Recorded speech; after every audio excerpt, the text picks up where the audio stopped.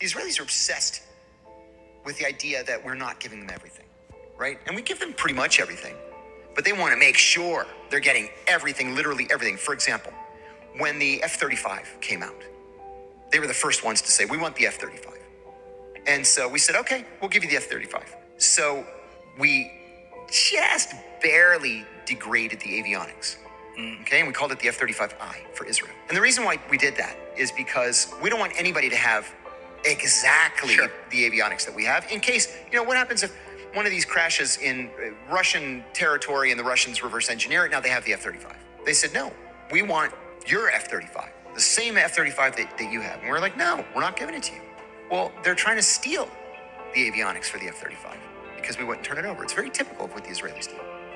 And then, at the same time, they smile and they thank you, and our friendship is forever.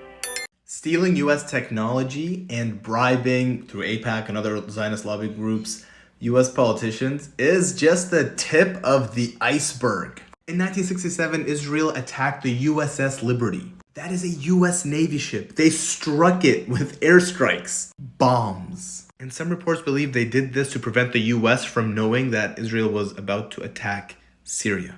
Israel has also attacked its own embassies in multiple countries in order to fearmonger and tell the world there's anti-Semitism everywhere, only later on to be exposed to being a false flag attack. This was in 1994 and it's called the London embassy bombings. They've also attacked Jews, for example, in Iraq. Iraqi Jews who lived in Iraq and wanted to stay in Iraq, and they're Iraqis themselves and they didn't want to go to give in to the Zionist agenda and a state of Israel. Israel started targeting them and attacking them and threatening them and saying, oh, if you don't leave, you're at risk of anti-Semitism, even though the ones committing the anti-Semitism were Israeli saboteurs. You don't want to go down this wormhole.